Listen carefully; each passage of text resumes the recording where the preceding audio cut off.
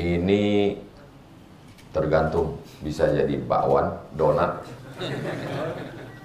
Ini bulat ring. Ring satu.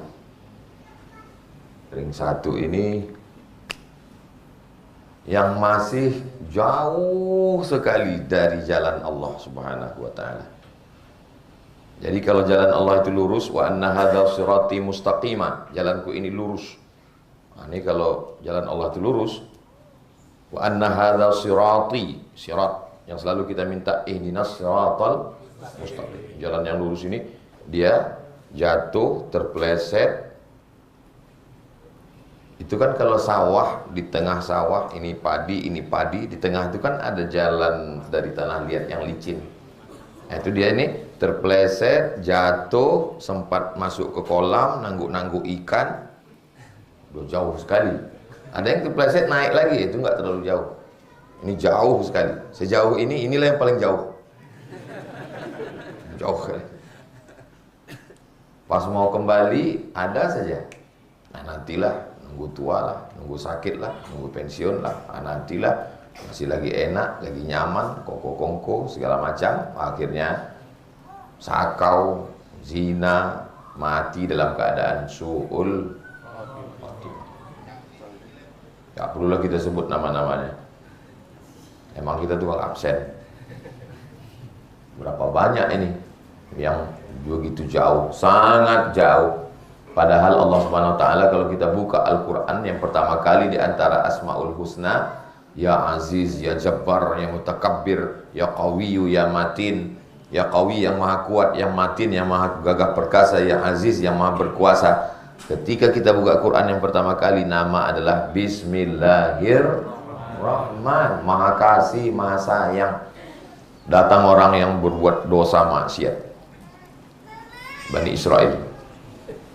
Saya banyak dosa, sudah membunuh 99 orang. Wahai pendeta Bani Israel, apakah Tuhan mengampuni saya? Apakah Tuhan itu mengampuni silap dosa saya? Kata pendeta Bani Israel, Tuhan tidak mengampunimu karena kau sudah membunuh 99 orang. Kau masuk neraka. Dia cabut pisaunya. Kalau gitu kau yang ke-100. Genap semuanya. Tapi dalam Islam, pembunuh, pezina, pelakor, LGBT, makan riba, innallaha la yaghfiru ayyushraka bihi. Allah tidak mengampuni dosa syirik. Wa yaghfiru ma duna dzalika liman yasha. Allah mengampunkan semua dosa manusia. Semuanya diampunkan Allah. Mandi taubat, sholat sunat taubat, memperbanyak istighfar kepada Allah, maka dibersihkan Allah sebersih-bersihnya. Jadi kita dakwahnya basyiru, berikan kabar gembira, la tunafiru, jangan buat orang lari dari agama. Bagi kita yang sudah dekat kepada Allah, jangan buat orang lari jauh dari agama. Kenapa dulu banyak orang masuk Islam? Karena dulu agama itu ditampilkan dengan lembut, baik, sopan, santun. Wali Songo tahu bahwa ini masyarakat Nusantara ini suka dengan gamelan, suka dengan gending. Akhirnya ditampilkanlah lantunan-lantunan solawat, sekaten, syahadatain. Ditampilkanlah dengan gamelan, dengan angklung, dengan suara yang indah-indah. Mereka dulu, nenek moyang kita, familiarnya dengan candi. Kalau dibuat bangunan yang aneh, asing, mereka ketakutan. Akhirnya Sunan Kudus buat menara Masjid Kudus itu dalam bentuk candi, sehingga mereka nggak kaget. Ini mereka, lembu ini sesuatu yang sakral. Akhirnya Sunan Kudus, sampai hari ini, teman saya kebetulan dulu satu asrama dari Kudus, kata dia Idul Adha itu nyembelihnya tidak lembu, sampai sekarang tidak menyembelih lembu. Kenapa? Karena supaya tidak membuat orang merasa takut, permusuhan. Pakai kerbau.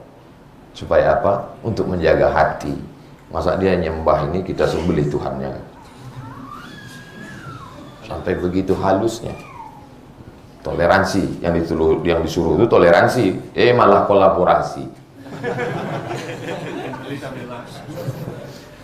Jadi Islam itu menampilkan sesuatu yang lembut, yang baik, yang ramah. Wa ma arsalnaka illa rahmatan lil alamin. Para habaib itu kalau acara maulid menyembelih kambing, buat nasi mandi, ramai makan.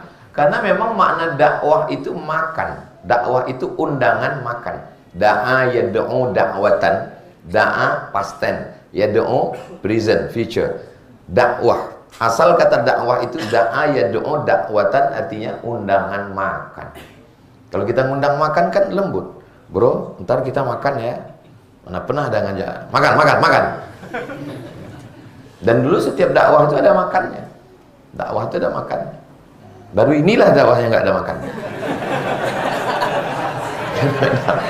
Namanya dakwah itu ada makan.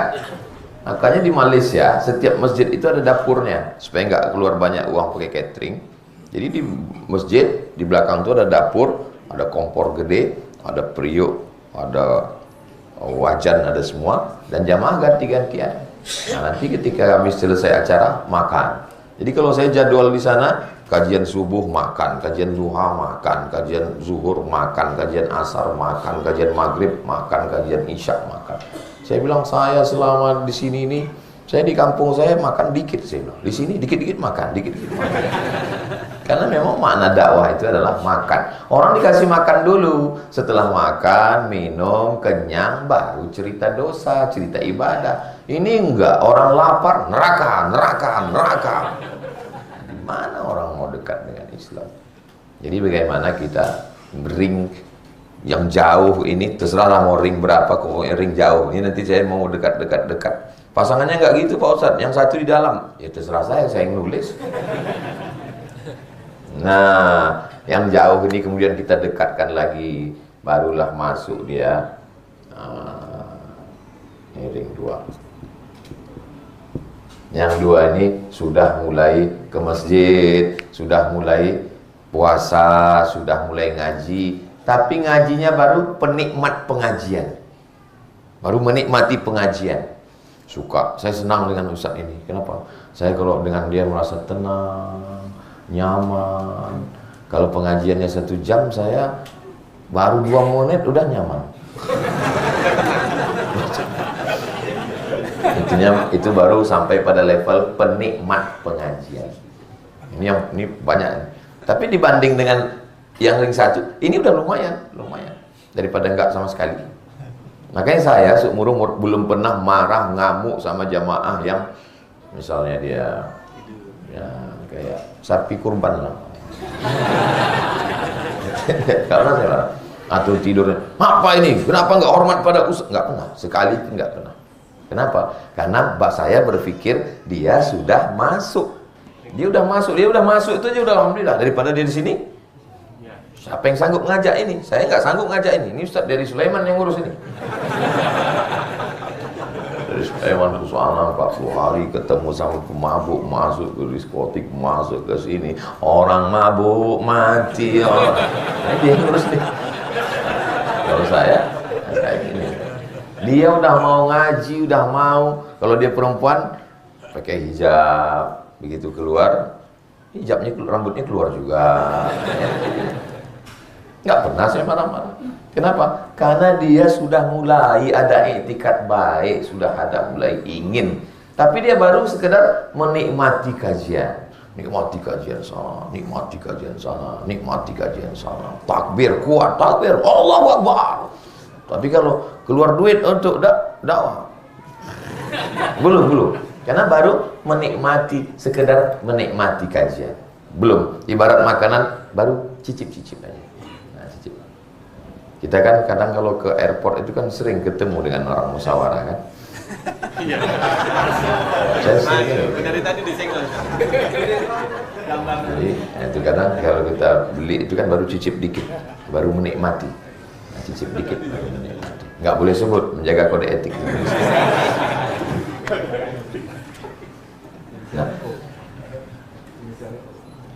kalau waktunya habis, rasanya nggak habis-habis. Karena memang ini bulan puasa. Cuman biasanya saya ngasih tahu itu ke panitia. Panitia kalau waktu habis kasih tahu saya. Kalau ini saya nggak ngasih tahu panitia karena waktu kita banyak. Saya cuma ngasih tahu tim. Karena kalau tim ini nggak dikasih tahu, kami ketinggalan pesawat, saya mau pulang. Ini tausiah terakhir ini. Nah, setelah dia jadi penikmat kajian, baru dia masuk R3. Ini ngajinya sudah mulai masuk ke hati. Kalau sudah kaji itu masuk ke hati, ringan dia berbagi. Ini seleksi. Bagi kita kawan-kawan sahabat-sahabat yang udah ngaji semua, yang udah sering ngaji, gimana kalau kita patungan ngumpul, kita mau pembebasan tanah, habis itu nanti kita mau buat bangunan rumah Quran, habis itu nanti kita mau buat santunan anak yatim. Itu biasanya udah mulai banyak yang permisi. Sebentar ya, ada acara, aduh mules. Nah, biasanya mulai asam lambung mulai kumat, gula darah mulai naik, berkunang-kunang. Ini R3. Di R3 ini seleksi alam. Makanya jangan heran majelis ini majelis ramai ini majelis. Kenapa? Setan ikut, iblis ikut, Fir'aun ikut. Jadi kalau ada orang nanya, Ustadz, kenapa majelis ini dikit, kenapa majelis ini ramai? Jelas ramai, orang nggak ada seleksinya. Namrus ikut, Fir'aun ikut, Mak Lampir, Nyi Blorong, Sudil Bolong, Suster Ngesot, Dracula, masuk semua. Ramai. Tapi begitu sudah mulai ada seleksi, tapi baru sekedar penikmat di sini. Ini mulai nampak. Oh gitu, kresek udah mulai dibawa. Ini sedekah subuh untuk tahfiz Quran. Ada yang dompet ketinggalan, ada yang kartu dipegang istri, semua lah. Biasanya alasannya istri semua. Aduh, aku sih sebenarnya mau ngasih, tapi istri. Pas istrinya ditanya, uang dia semua yang megang.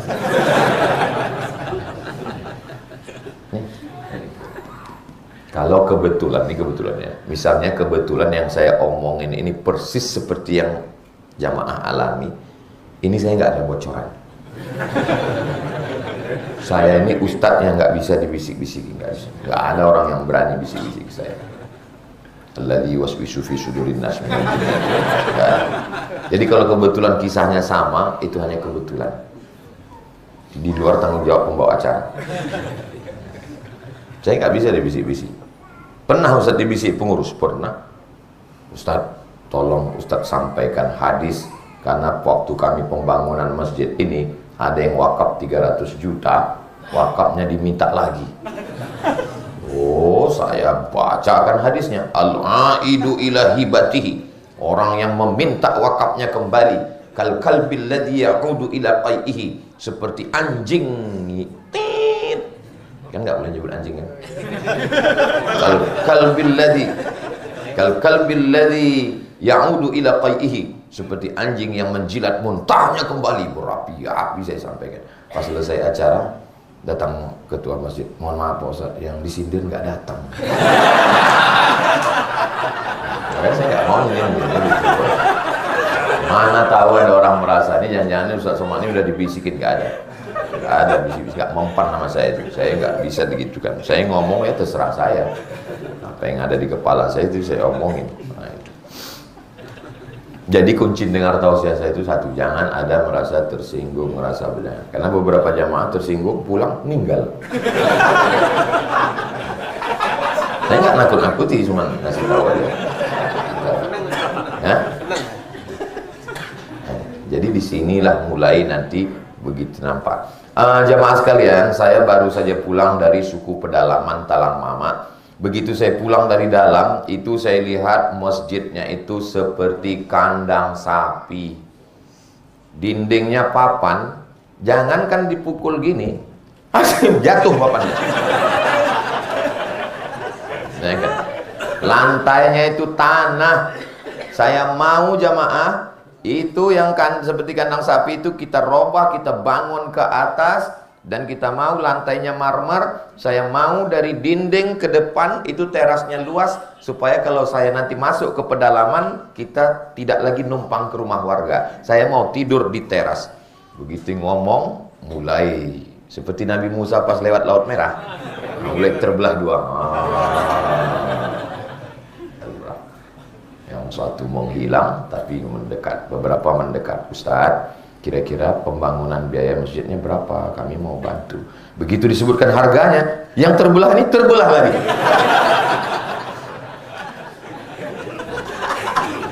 Gitu dia. Memang di sini seleksinya. Kayaknya dari ketawanya mengalami. Salah satu yang terbelah.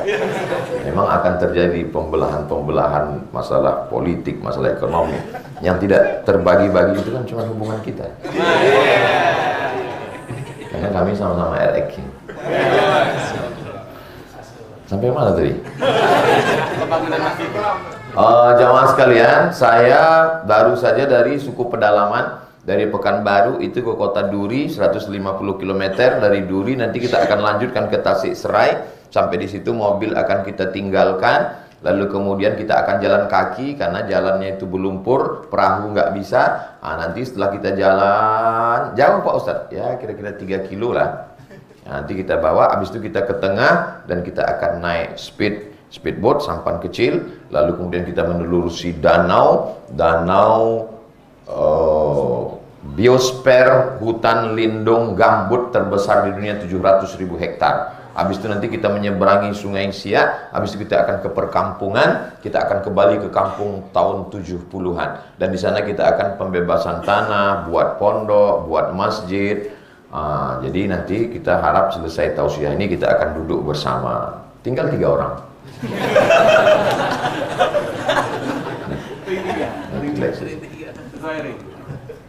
Dan saya, Ustadz pernah kecewa mengalami itu? Enggak. Kenapa? Karena memang mereka lah yang dipilih oleh Allah Subhanahu wa Ta'ala. Ini kita ngumpul nih semua, emang ada pilihan. Mohon maaf, ada bapak-bapak dari kota Tangsel ini mengadakan pemaksaan massal? Enggak ada.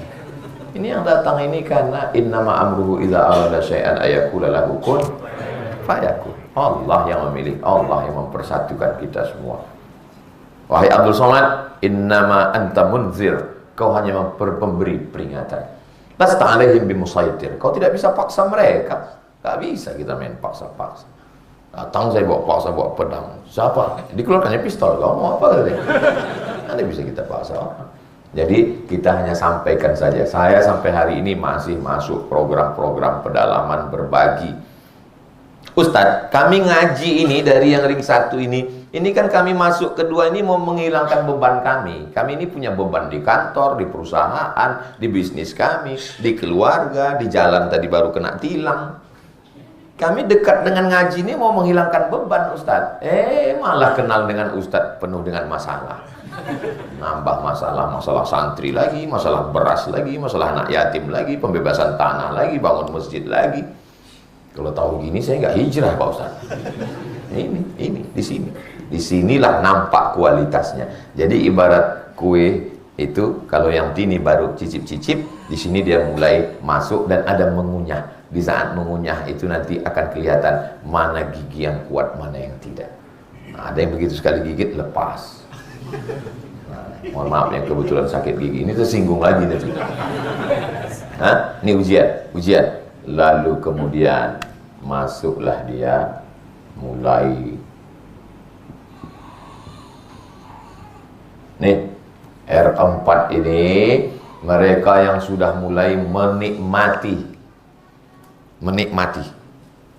Kalau judul bukunya The Miracle of Giving, keajaiban memberi. Ternyata menerima itu indah, tapi memberi jauh lebih indah. Saya tentang masalah cincin ya, karena kebetulan saya pakai cincin 2. Ini baru dapat tadi malam dikasih. Mereknya Casio.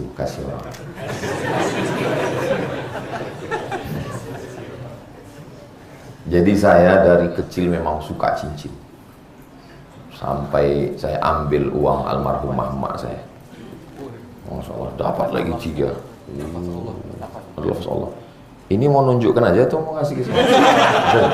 Saya kalau dikasih saya tanya dulu, soalnya pernah saya kena. Pas saya pakai, mohon maaf Ustaz, mohon dibuka lagi. Sakitnya nggak seberapa, mau adunya itu. Ini udah ya, yakin ya. Nah, itu. Gitu juga kadang orang jamaah datang bawa keripik, bawa kerupuk apa. Jamaah dimanapun berada, bangkitkan ekonomi umat, makanlah keripik. Datang tim dibawa tim saya sangka katanya enggak Pak, kamu bawa pulang lagi itu untuk foto aja gitu. Saya kena juga beberapa kali. Jaket juga gitu. Berikut ini pemasangan jaket. Kita pun sudah mau pulang, pas mau pulang, mau dibuka lagi. Nah, jadi saya memang hobi cincin, suka saya dari kecil. Jadi sampai pernah saya ambil uang almarhumah SD, tapi sudah minta izin dan ditolak. Jadi sampai akhirnya jamaah tahu, dikasih kumpul semua, ada lebih kurang 300 batu. Awalnya saya menikmati melihat, suka ngelihat, mana-mana ngelihat. Yang kedua, saya mulai menikmati memakai. Tapi sampai pada puncaknya ada kebetulan orang tukang batu tobat. Saya dikasih batu satu tas lengkap dengan alat tesnya semua. Saya ikatkan dengan ikat di Surabaya. Saya mulai menikmati yang baru, memberi orang. Ketika dia pakai, saya cetak 20, saya cetak 15. Begitu dipakai orang, ternyata nikmatnya lebih hebat daripada saya pakai. Jadi ternyata kita punya proses dalam pikiran, itu nggak bisa dilihat manusia, ada dalam hati. Nikmat pertama melihat, yang kedua memakai, yang ketiga saat memberi kepada orang lain, dia merasa lebih nikmat. Saya merasakan itu pada kasus cincin. Kalau gitu sekarang Ustaz bawa, enggak ada.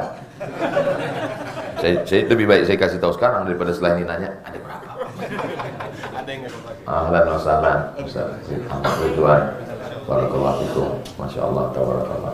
Mudah-mudahan Ustaz Ridwan panjang umur, sehat pada guru kita semua. Barakallahu fikum. Ini juga dikasih orang. Hah? Ini juga ada dikasih orang. Masya Allah, tabarakallah. Jadi jangan kita kaget kalau ada yang ini orang-orang yang sudah menikmati. Saya yakin dan percaya ada yang nanya, kira-kira berapa ya santri musyawarah sekarang? Kira-kira satu bulan perlu berapa kilo beras ya? Kira-kira mana yang perlu dibebaskan? Kira-kira mana? Saya ketemu makhluk-makhluk begini. Ustadz Somad, Ustadz tolong buatkan yayasan tahfiz Quran. Nanti akan saya buatkan. Ini nanti tinggal panggil santri-santri dan gurunya. Dibawalah saya ke Bogor. Saya tengok pondok tahfiz yang dibangun. Terus saya tanya sama ini bapak buatkan pondok tahfiz Quran begini ini, apa nggak khawatir diambil orang? Karena bapak nggak ada MOU. Bagaimana kalau diambil yayasan?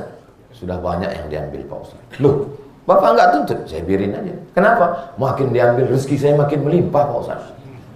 Saya ketemu makhluk-makhluk ini, cuman nggak banyak. Sudah hampir-hampir punah. Perlu dibudidayakan. Lain padang, lain belalang, lain lubuk, lain ikannya, lain tempatnya, lain. Saya ketemu dengan makhluk-makhluk yang model R4 ini, hampir setiap.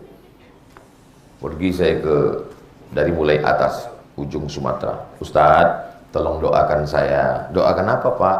Doakan supaya saya bisa bangun masjid. Berapa Pak? Ya 99 Pak Ustadz.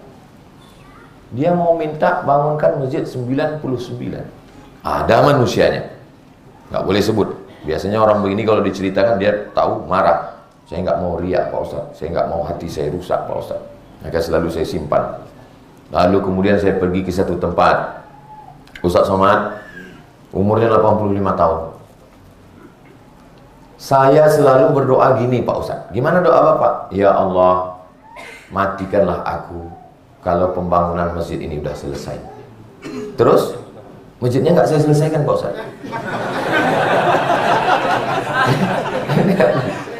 Jadi setiap dia bangun masjid, dia biasa bangun masjid, dia biasa dua bangun. Dia bangun ini, dia bangun ini. Begitu selesai yang ini kan belum selesai. Nah, nanti begitu ini hampir selesai, dia bangun lagi. Jadi selalu doa, ya Allah, matikanlah aku setelah masjid ini selesai. Dan umurnya 85, masih hidup, pakai jurus itu. Antum mana tahu ada yang mau makai. Oh, begitu ternyata mereka ya. Ada satu lagi datang, Ustadz ya, saya setiap bulannya itu bayar zakatnya sekitar 300 sampai sekian ratus juta Pak Ustadz. Oh, Masya Allah, tabarakallah. Saya potongnya 5% Pak Ustadz. Loh, Bapak salah Pak. Karena zakat itu 2,5%, bukan 5%. Berarti Bapak salah hitung selama ini. Saya pakainya petani Pak Ustadz. Petani kan 5%, pedagang 2,5%. Kenapa Bapak pakai 5%? Karena begini Pak Ustadz. Pagi, waktu mau pergi ke sawah, itu kita masih bisa membedakan mana petaninya, mana sapinya. Tapi begitu sore, sudah sama bentuknya. Mereka yang berkubang di lumpur itu kena panas terik, berapa zakatnya Pak Ustaz? 5% saya kata. Masa saya di ruang ber-AC 2,5%? Saya malu nanti di hadapan Allah. Ada manusia seperti ini ring 4. Cuman dia memang makin kecil dia. Beda sama yang Fir'aun tadi kan banyak. Penikmat mulai sedikit, yang cicip-cicip mulai sedikit, yang mulai agak-agak lari sedikit. Ini makin sedikit, makin kecil. Tapi makhluk-makhluk ini ada, luar biasa. Pantang dia mendengar. Pak, ini kabarnya rumah yang selama ini disewa, yang punya itu saudara kita non muslim, dan kabarnya dia nggak mau lagi disewa Pak. Terus dia bilang berangkat dari sini, tapi kalau mau beli jual, tapi harganya tinggi Pak. Berapa harganya? Harganya sekian. Udah kita angkat. Ada. Dan itu udah saya data, saya tulis orang-orangnya. Nah, nanti kalau meninggal baru saya diterbitkan bukunya. Kalau hidup dia takut riak semua. Begitulah manusia-manusia yang luar biasa ini. Saya dipertemukan Allah. Saya nggak pernah nyari mereka. Mereka pun nggak pernah nyari saya. Tapi dipertemukan dengan sesuatu. Orang-orang begini ini, Ustadz Fatih Karim banyak. Dia punya koleksi itu, di koleksi.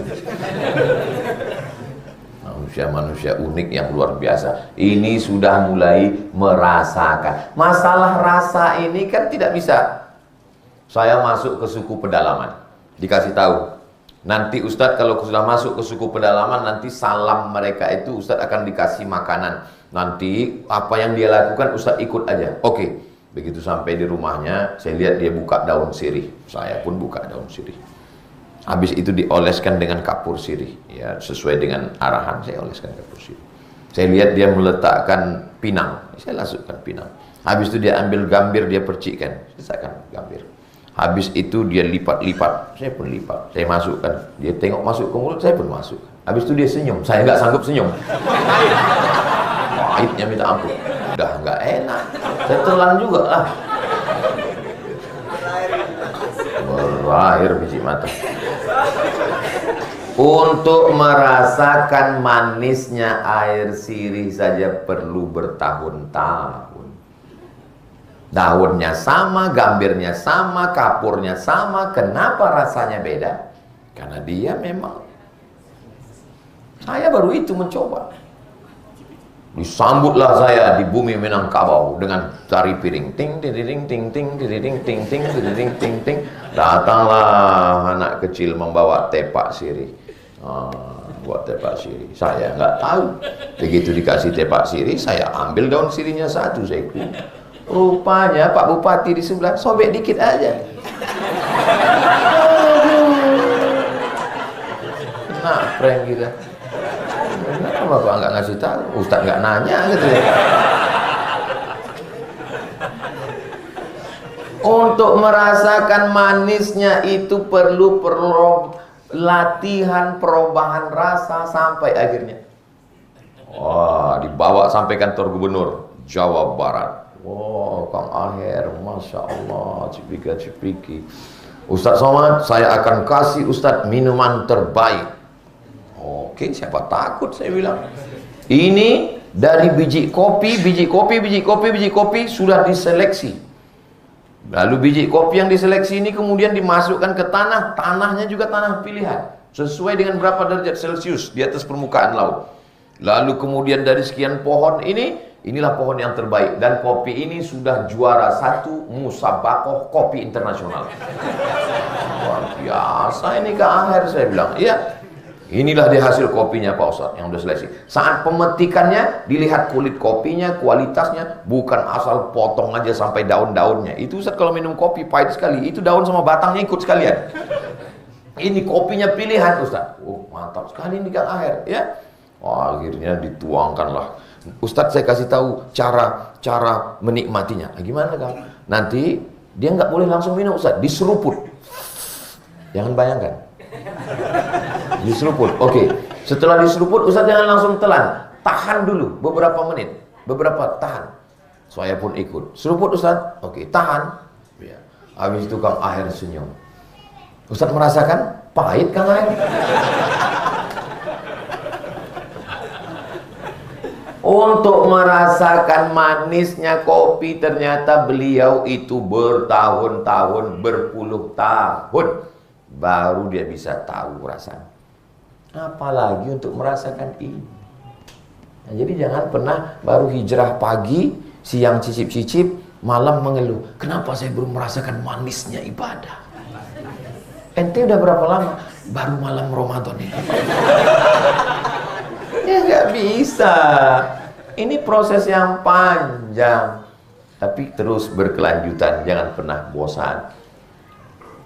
Sakit bukan azab, bangkrut bukan azab, mati bukan azab, kehilangan bukan azab, perpisahan bukan azab. Azab itu apa? Azab itu adalah tidak merasakan nikmatnya berbagi, tidak merasakan nikmatnya membaca Quran, tidak merasakan nikmatnya lama-lama sujud saat tahajud. Itulah azab.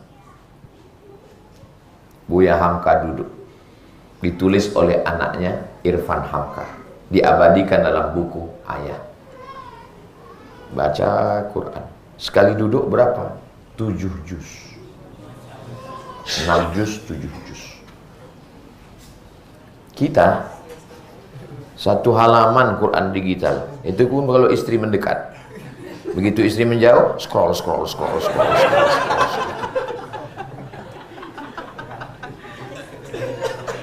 Itulah azab, tidak merasakan nikmatnya baca Quran, tidak merasakan. Abu Darda diangkat tugas jadi imam di Damaskus, jadi imam. Malam itu dia baca Quran, paginya sahabat datang semua dengan berurai air mata. Apa kata mereka? Mata'atana lailata ya Abu Darda. Tadi malam engkau membuat kami sangat nikmat dalam ibadah itu, wahai Abu Darda. Bersyukur, terima kasih nikmatnya kami tadi malam. Berapa yang dibacakan Abu Darda kepada mereka? Rubu'ul Quran, 7 juz setengah. Kita kalau sampai imam itu baca 7 juz setengah, langsung kita telepon pengurus, tolong ganti member. Kenapa kita tidak merasakan manisnya tahajud? Kenapa kita tidak merasakan manisnya berbagi? Mereka yang sudah sampai pada level ini, maka ini mengatakan gila. Yang sudah sampai ke R4 ini, yang ini mengatakan ini gila. Lukisan, semua berdecak kagum melihat lukisan, seperti melihat kucing Anggora. Tiba-tiba datang beberapa orang melihat, apa ini gila? Lukisan abstrak, nggak sampai level dia ke situ. Tapi ini orang-orang yang sudah merasakan. Saya sudah kasih contoh makan sirih, minum kopi, lukisan abstrak, nggak juga paham. Memang orang lapar susah paham. Dasar lemah SDM.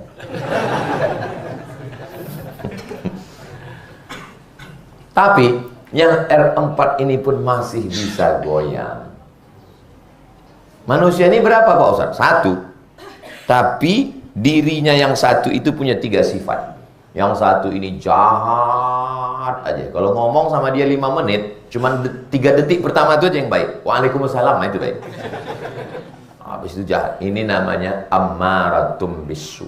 Inna nafsa la ammaratum bisu. Ammara, jahat, menyuruh kepada yang jahat. Lawan daripada yang ini, yang ini. Ngomong sama dia, kita sudah manas-manasin dia. Ente diejek loh, ente lihat ini. Kita begitu semangatnya kita untuk mengadu domba dia, membawakan screenshotnya. Lihat ini dia.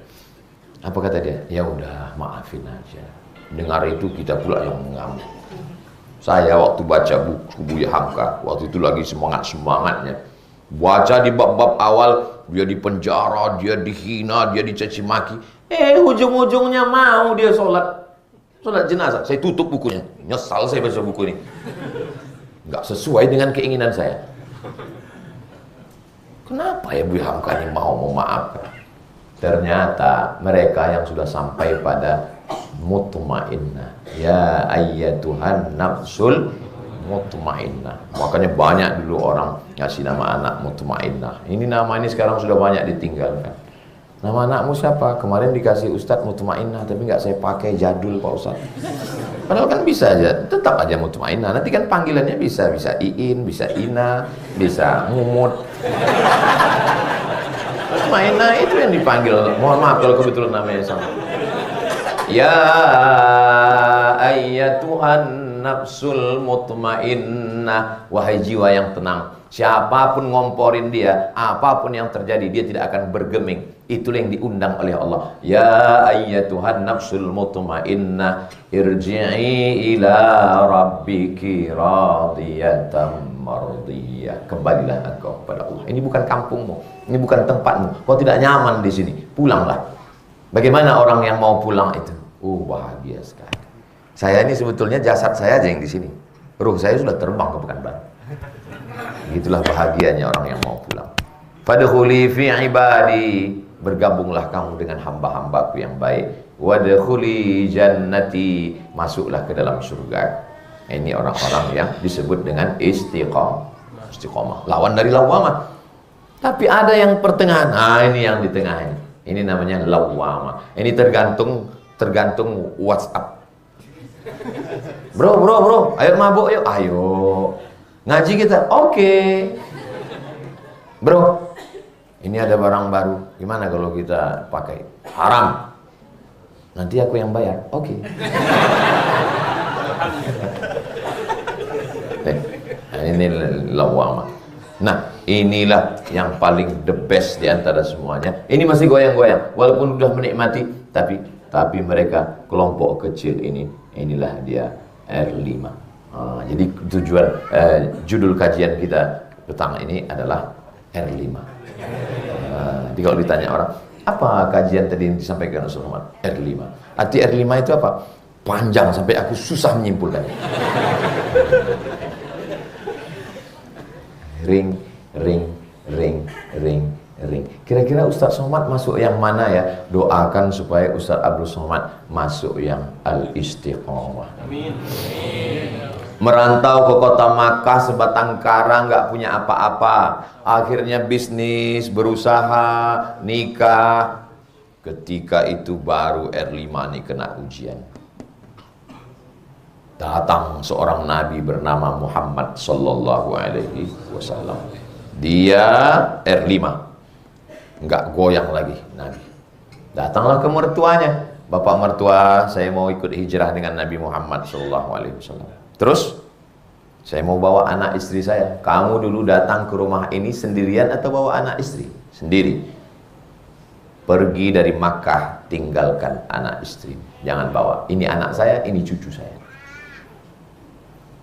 Lalu kemudian dia mau pergi. Kata penduduk Makkah, dulu kamu datang ke Makkah ini punya harta atau sebatang kara? Sebatang kara. Semua ruko-rukomu, hartamu tinggalkan. Di situ. Seandainya dia masih di R4, pasti dia akan tetap di Makkah. Tapi dia sudah tidak bergeming. Anak dia tinggalkan, istri dia tinggalkan, harta dia tinggalkan. Pergi dia ke kota Al-Madinah Al-Munawwarah. Cerita itu sampai ke Nabi. Apa kata mereka? Ya Rasulullah, Suhaib meninggalkan semuanya. Nabi 3 kali ulang, Rabiha Suhaib, Rabiha Suhaib, Rabiha Suhaib. Laki-laki itu bernama Suhaib. Sod, Ha, Ya, Ba, Ar-Rumi. Rumi dari kata Rom, artinya dia orang Romawi yang merantau ke kota Makkah Al-Mukarramah. Suhaib Ar-Rumi sudah sampai di situ. Satu lagi dipaksa, digulung di dalam daun pohon kurma. Diambil daun pohon kurma, digulung.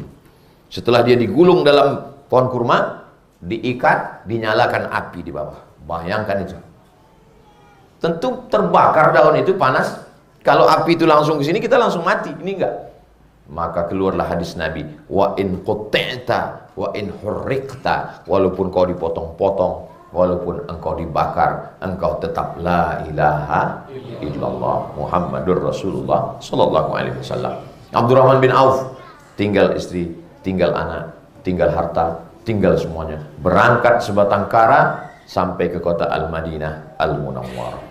Dipersaudarakan Nabi dengan Sa'ad bin Rabi'. Lalu kemudian beberapa hari setelah itu, tangannya ada kuning-kuning, min atharis sufrah.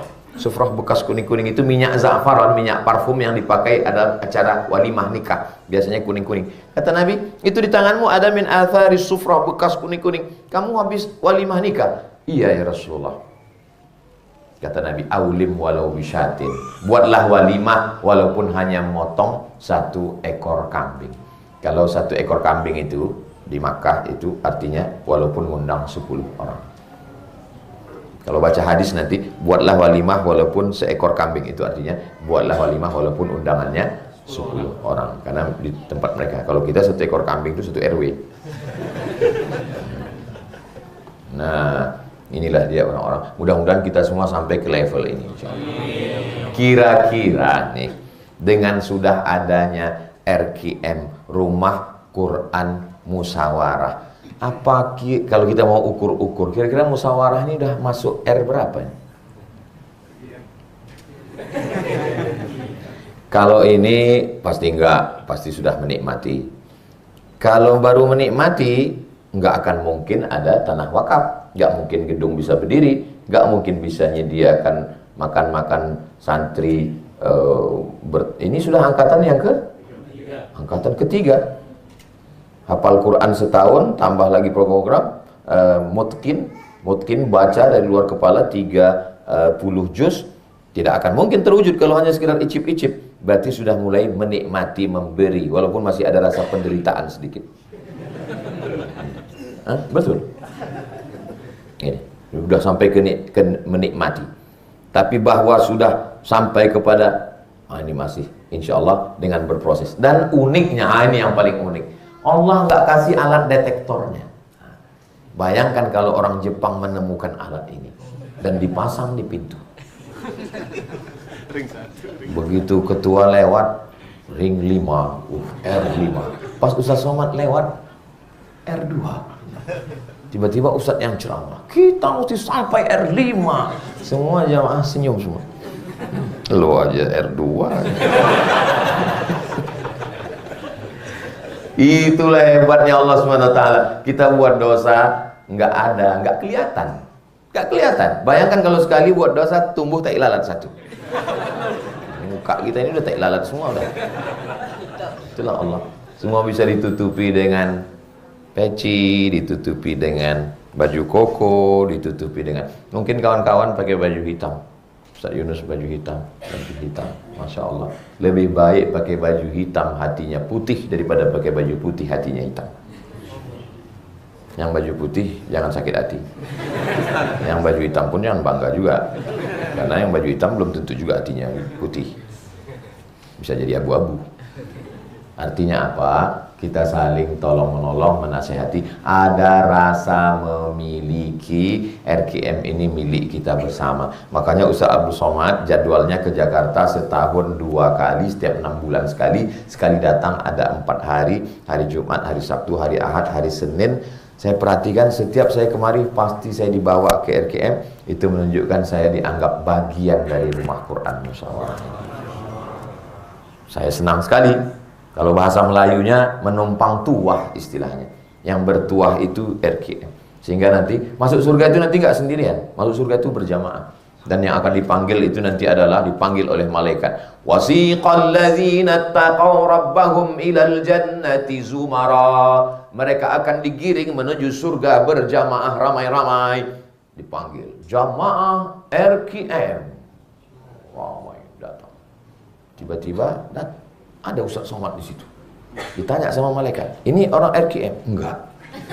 Loh, kok bisa gabung di sini? Dalam setahun ada ngasih jadwal sekali. Masuk kata malaikat. Itulah pentingnya kita menggabungkan diri dengan orang-orang baik. Mudah-mudahan ini saya sampaikan. Saya nggak pernah ada ngukur, nggak. Saya nggak suka menjudge orang. Kamu gimana? Saya gini. Berarti kamu statusnya di sini. Kamu di mana? Saya alhamdulillah Ustaz sudah ini membebaskan tanah. Kamu di sini, insyaallah. Kamu di mana? Saya nggak suka gitu. Emangnya jamaah nggak bisa nunjuk kita gitu? Kan bisa juga dia balik, dia berdiri. Ustaz di mana katanya? Jangan kita coba berpikir rasional. Memang kita aja yang bisa nunjuk orang. Orang juga bisa nunjuk kita kan? Nah, jadi saya selalu menyampaikan tausiah itu. Saya memaparkan, kita berpikir. Mudah-mudahan apa yang kita lakukan ini mencari ridho Allah Subhanahu Wa Taala. Amin ya rabbal alamin.